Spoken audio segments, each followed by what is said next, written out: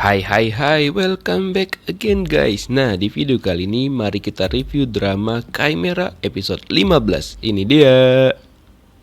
Nah, kelanjutan dari interogasi antara Eugene dengan ibunya si Jae-hwan, di mana di sini ibunya Jae-hwan memberikan beberapa informasi detail yang hanya diketahui oleh pelakunya. Dan pada saat itulah si Eugene semakin curiga kalau apa yang dikatakan oleh ibunya Jae-hwan ini adalah hal yang benar dan dia benar-benar adalah Ryu Sung-hee.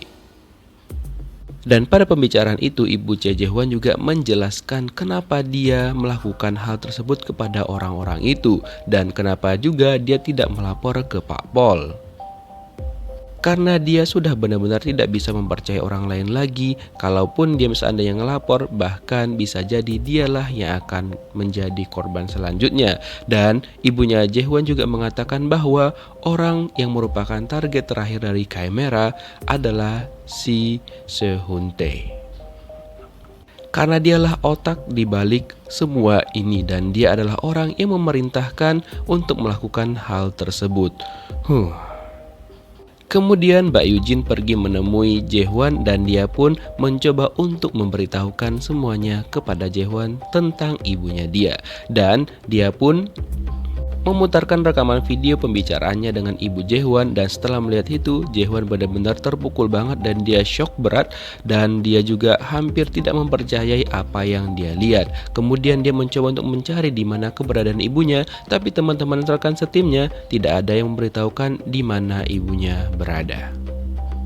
Dan Jae-hwan juga tidak mempercayai bahwa ibunya adalah Ryu Sung-hee yang merupakan Chimera 35 tahun yang lalu yang sudah membunuh orang-orang pada saat itu. Kemudian Jae-hwan juga diberitahukan oleh Kapten Ko, kaptennya dia, bahwa ibunya sudah berada di tempat yang merupakan sejenis tempat rehabilitasi gitulah teman-teman. Dan itu pun atas permintaan ibunya sendiri. Setelah itu si Jae-hwan mencoba untuk pergi ke sana, tapi petugasnya mengatakan bahwa ibunya tidak mau bertemu dengan siapapun, termasuk Jae-hwan.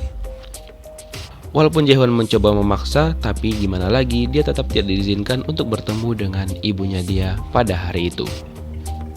Kemudian sosok Chimera masa kini sudah mulai diketahui nih kalau dia itu berwajah kurus dengan tinggi 170 cm dan juga umurnya sekitar 20-an hingga akhir 30-an. Nah, ketika mereka lagi ngebahas itu, si Jae-hwan kelihatan banget udah nggak fokus. Kemudian Kapten Ko yang langsung peka dengan keadaan itu, dia memanggil Jae-hwan dan mengatakan bahwa Jae-hwan untuk istirahat untuk sementara waktu karena konsentrasinya udah nggak bisa lagi terfokus pada kasus tersebut. Awalnya Jae-hwan nggak mau, tapi gimana lagi, Kapten Ko udah bulat dengan keputusannya dia. Nah, pada malam harinya Jae-hwan masih aja mencoba mencari tahu kira-kira siapa sih orang yang udah melakukan hal itu kepada si Bae Sung-kwan. Dan bolak-balik dia melihat CCTV, tapi dia tetap tidak bisa melihat siapa sih identitas dari Chimera masa kini itu. Nah, di sela-sela itu tiba-tiba aja si Mbak Eugene datang dan mereka juga mulai menganalisis kira-kira siapa orang ataupun siapa sih sebenarnya di balik Chimera masa kini ini. Namun yang mereka yakini adalah orang itu pastilah orang yang dekat banget dengan mereka. Tapi untuk identitasnya mereka masih belum bisa menentukan siapakah kira-kira si Chimera itu. Nah, pada saat pembicaraan mereka juga, si Jae-hwan tiba-tiba aja menanyakan kepada Eugene apakah dia percaya dengan apa yang dikatakan oleh ibunya kepada Eugene. Lalu Eugene mengatakan bahwa dia meminta maaf sebelumnya karena dari analisanya dia kemungkinan besar memang ibunya Jae-hwan itu jujur dan dia juga menceritakan semua yang dia tahu tentang kejadian 35 tahun yang lalu. Dan walaupun Jae-hwan masih belum mau mempercayai hal itu, Eugene mengatakan kalau nih seandainya jika hal itu benar, apa yang harus mereka lakukan dan bagaimana mereka harus hidup dengan menjalani fakta yang seperti itu.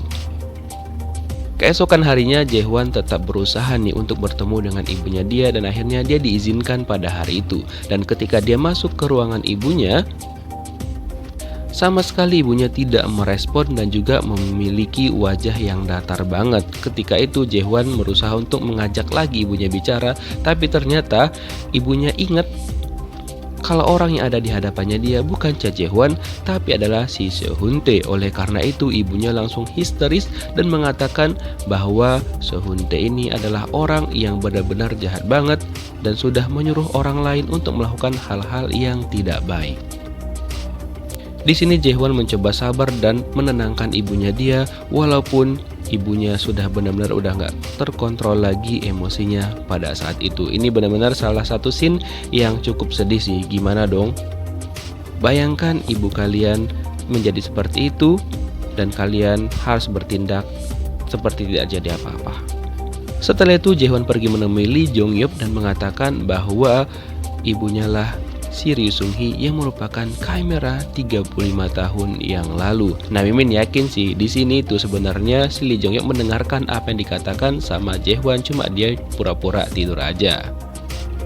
Dan gak lama setelah Jae-hwan menemui Lee Jong-yeop, tiba-tiba aja Simba reporter pun datang ke sana dan dia juga menceritakan semuanya kepada Lee Jong-yeop dan mengatakan bahwa dia akan mengakhiri semua itu. Dan pada kesempatan ini dia juga kayaknya mengatakan kalau dirinya adalah adiknya si Lee Jong-yeop. Jadi udah benar-benar fix banget nih kalau Simba reporter ini adalah Chimera masa kini. Dan seperti yang Mimin duga, kalau Lee Jong-yeop ternyata memang mendengarkan perkataan dari Jae-hwan dan juga Simba reporter dan dia cuma pura-pura tidur. Nah, di sisi lain si Gun-young menelpon Jae-hwan dan mengatakan bahwa alat yang digunakan untuk menembak Lee Jong-yeop itu mereka sudah menemukan di mana sumbernya. Dan ternyata yang paling mengejutkan banget nih, orang yang udah nembak Lee Jong-yeop itu adalah salah satu rekannya Jae-hwan dan juga Gun-young, yaitu si bapak yang satu ini. Mimin lupa namanya siapa ya. Dan dia pun langsung ketar-ketir ketika mendengarkan percakapan antara Gun-young dan juga Jae-hwan. Setelah itu dia pergi menemui si Seo-hun-tae dan mencoba untuk meminta perlindungan gitu. Tapi yang kita tahu kan karakter Seo-hun-tae ini benar-benar dahjal bener ya, dimana dia mengatakan bahwa mereka itu tidak saling kenal dan dia pun tidak memiliki tanggung jawab apa-apa untuk membantu si bapak yang satu ini. Dan dia pun langsung ketar-ketir dong. Dan dia takut kalau dia ketahuan sudah berusaha menembak si Lee Jong-yeop. Dan dia juga ternyata merekam pembicaraan itu. Lalu Seo-hun-tae memerintahkan anak buahnya dia untuk membawa si bapak itu keluar dari sana. Makanya jadi orang jangan sok-sokan. Dan yang paling membagongkan lagi adalah si Lee Min-ki akhirnya tahu kalau Seo-hun-tae ini adalah orang yang benar-benar keji banget dan menyuruh orang lain untuk menembak Lee Jong-yeop. Dan Min-ki juga benar-benar kaget banget tentang apa yang udah dilakukan oleh Seo-hun-tae ini, udah kelewat parah banget. Dan pada pembicaraan mereka kita diberitahukan sebuah fakta yang mengejutkan juga teman-teman, dimana kejadian pada tahun 1984 ketika Lee Sang-woo koit. Ternyata ketika Sung Kwan mengira bahwa Lee Sang-woo ini udah koit, ternyata Pak Han mencoba menyelamatkan si Lee Sang-woo pada saat itu dan dia ternyata berhasil selamat. Dan yang ternyata ngebunuh Lee Sang-woo itu tak lain dan tak bukan adalah si Seo-hun-tae sendiri. Wadaw, ternyata kita tertipu selama ini. Ternyata masih ada plot twist yang membagongkan di episode ini. Kemudian Min-ki makin kaget mendengar adik iparnya dia ternyata telah melakukan hal-hal yang seperti itu. Ini benar-benar dakjal sebenarnya adalah si Seo-hun-tae ini. Dan dia yang harus mendapatkan hukuman yang lebih berat sih menurut Mimin. Yang paling berat lah di drama ini karena karakternya dia otak dari semuanya. Benar-benar Seo-hun-tae tak ada akhlak banget nih orang. Aduh, ternyata kita selama ini tertipu ya teman-teman. Ternyata si Seo-hun-tae lah yang udah ngebunuh Lee Sang-woo yang kita kira awalnya adalah Bae Sung Kwan. Nah, di sisi lain, di sini juga ada fakta yang mengejutkan banget, di mana ternyata Simba reporter ini dulunya bekerja di sebuah lab gitu dan akhirnya Jae-hwan tahu kalau Simba reporter inilah si Chimera masa kininya dari video-video yang udah dia tonton. Dan Jae-hwan mencoba melacak di mana keberadaan dari Simba reporter sekarang yang ternyata dia pergi menemui ibunya Jae-hwan dan dia pun membicarakan tentang Chimera dengan ibunya si Jae-hwan, di mana dia juga mengatakan bahwa dia memiliki keinginan untuk membunuh ibunya Jae-hwan, bahkan Jae-hwannya sendiri. Ini benar-benar si Mbak reporter udah stres kali ya. Dan ibunya Jae-hwan sama sekali nggak ngerespon, dia cuma memberikan tatapan datar kepada si Mbak reporter. Sementara itu Lee Jong-hyuk menanyakan kepada ayahnya si Mbak reporter siapa sebenarnya si Mbak reporter itu. Kira-kira apakah bakal dikasih tahu? Kita lihat di episode besok ya. Dan juga Sehun Tae sudah mendapatkan SMS dari Chimera yang mengartikan bahwa dialah target selanjutnya. Nah, dan Jae-hwan juga berusaha untuk menyusul tempat ibunya berada. Kira-kira apakah Jae-hwan berhasil sampai ke tempat ibunya? Kita lihat kelanjutan kisahnya di episode ending malam ini. Thank you for watching. See you next video. Bye-bye.